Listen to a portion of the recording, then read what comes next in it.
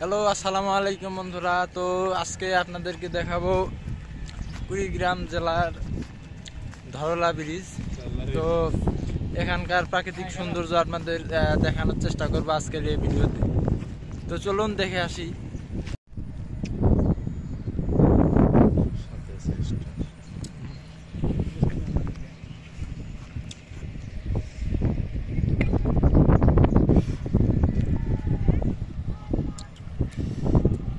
তো আসলে এই নদীর প্রাকৃতিক দৃশ্য আসলে বলে বোঝানো এটা আসলে খুব দুষ্কর, মনোমুগ্ধকর আসলে প্রাকৃতিক পরিবেশ। তো এই যে দেখতে পাচ্ছেন, এটা হচ্ছে এখানকার আর কি প্রায় এই 800 মিটারের মতো হবে ব্রিজটা। তো এই ব্রিজ দিয়েই মানে এপার ওপারের মানুষ যাতায়াত করে থাকে। তো এই জায়গার মানে এই কুড়িগ্রাম জেলার সাথে কয়েকটি থানা জড়িত আছে। তো সেই থানাগুলোর মধ্যে অন্যতম হচ্ছে আপনার নাগেশ্বরী থানা, তারপর হচ্ছে ভুরঙ্গামারী থানা। বেশ কয়েকটি থানা আর কি এই কুড়িগ্রাম জেলার সাথে জড়িত আছে, মানে কি এর আন্ডারে আছে। এর পাশেই আছে হচ্ছে লালমনি।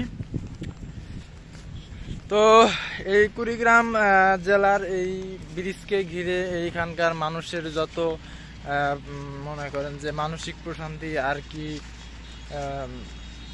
যদি যে কোনো ঈদের অনুষ্ঠান, ঈদের আয়োজন বলেন, যে কোনো আনন্দ উদযাপনের জন্য আর কি এখানে মানুষ আসে। তো এখানে আসে আর কি মানে প্রাকৃতিক সৌন্দর্য দেখতে। আসলে এইদিকে অতটাও ঘোরার মতো জায়গা নাই।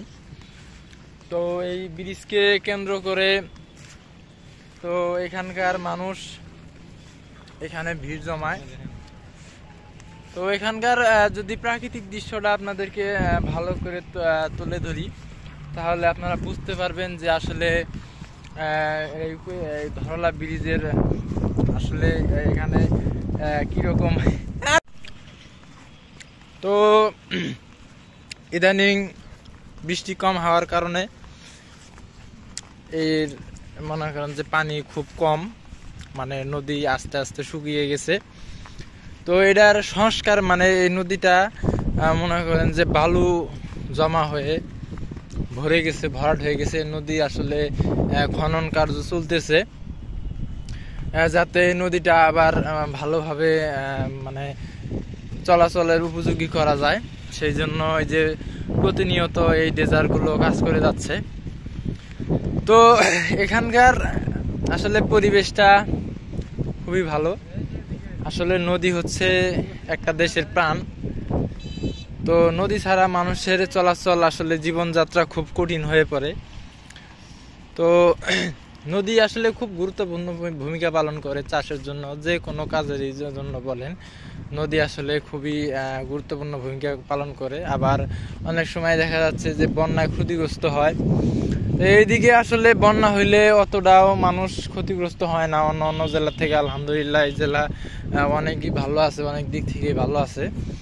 তো এই যে দেখতে পাচ্ছেন, এখানে দুইটা ড্রেজার কাজ করতেছে। ওই যে এইখানে আছে একটা, আর আপনার ওই যে ওইদিকে আর কি পূব দিকে আছে একটা। তো এই দুইটা ড্রেজার প্রতিনিয়ত কাজ করে যাচ্ছে এই নদীকে ভালোভাবে আবার পুনরায় চলাচলের উপযোগী করার জন্য। তো এর পাশ দিয়ে আছে মনে করেন যে নদীর যে কিনারাগুলা, সেগুলা এখানকার দ্বারা চলে একটা পার্কের মতো কাজ করে। তো এই যে এগুলা হচ্ছে পানির পাইপ, তো এগুলা দিয়ে বালু উত্তোলন করা হয়। তো এটা প্রায় আপনার 10 থেকে 15 সেন্টিমিটার হবে। তো এর একটা অনায়াসে এদিকে মানে এই পাইপ দিয়ে একটা অনায়াসে একটা স্বাভাবিক মানুষ এপার ওপার করতে পারবে। তো এই পাইপগুলা দিয়ে ভালো পরিমাণে বালু উত্তোলন করা হয়। তো আসলে এর যে প্রাকৃতিক দৃশ্য, সেটা আসলে একটা ড্রোন থাকলে আপনাদেরকে ভালোভাবে আমি আর কি দেখাইতে পারতাম। তো আসলে এইভাবে দেখানো হবে না হয়তো।